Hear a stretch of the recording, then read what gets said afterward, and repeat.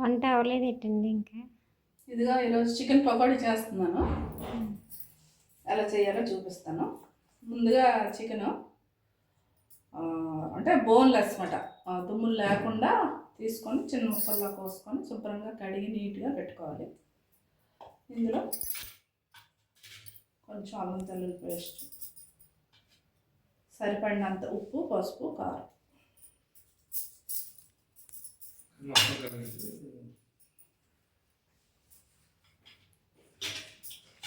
కొద్దిగా మసాలా గుంట దీన్ని శుభ్రంగా ఇలా పట్టనివ్వాలి.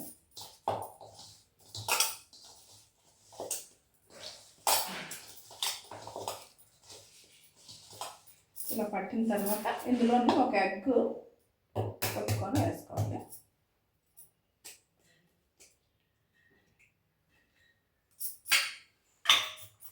ఇది కూడా శుభ్రంగా మిక్స్ చేసుకోవాలి.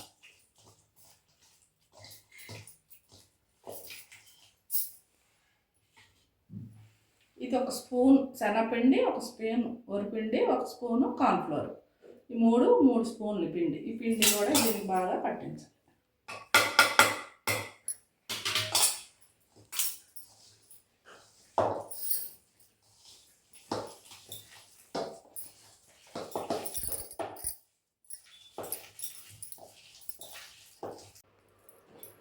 ఇలా శుభ్రంగా పట్టించి ఒక 10 నిమిషాలు మూత పెట్టి ఉంచుకోవాలి.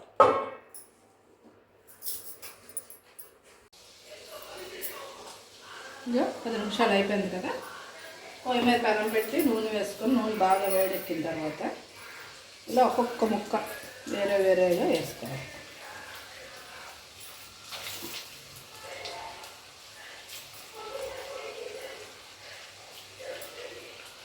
ఇలా ముక్కలన్నీ ఇందులో వేసుకొని వేయించుకోవాలి.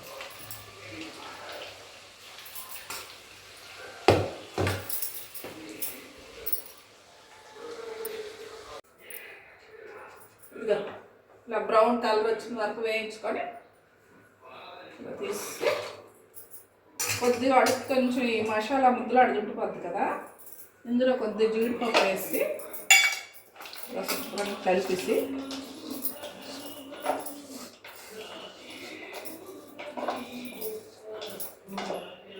ఈ ఆయిల్లోనే జీడిపప్పు వేయించుకోవాలి.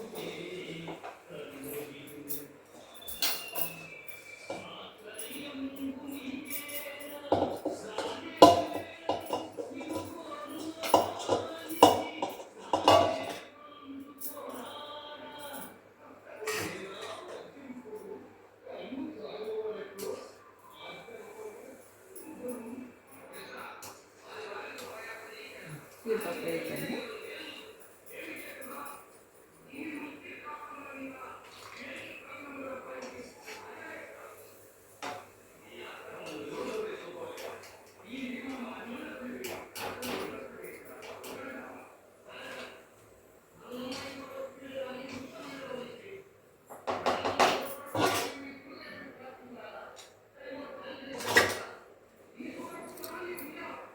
కొద్దిగా కరివేపాకు,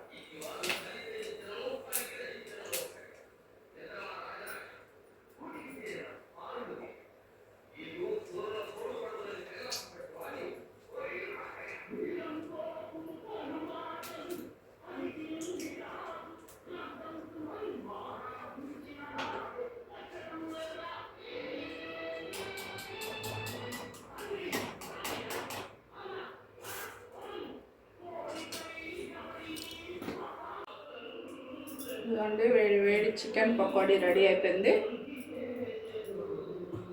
తిరిగి టేస్ట్ ఎలా ఉందో చెప్తాను. ఇదిగోండి వేడి వేడి చికెన్ పకోడీ, వెంట ముక్క,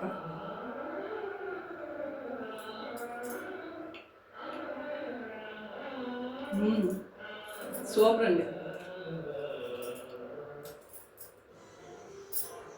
జీడిపప్పు చాలా టేస్టీగా క్రిస్పీగా వచ్చిందండి. ఇదిగోండి ఈరోజు మెత్తటివన్నీ బోన్లెస్ అంతా పకోడీ చేశాను. ఇదిగోండి బోన్స్ అన్నీ కలిపి ఎదురు చేశాను, గ్రేవీ కర్రీ. ఇదేనండి ఈరోజు స్పెషల్.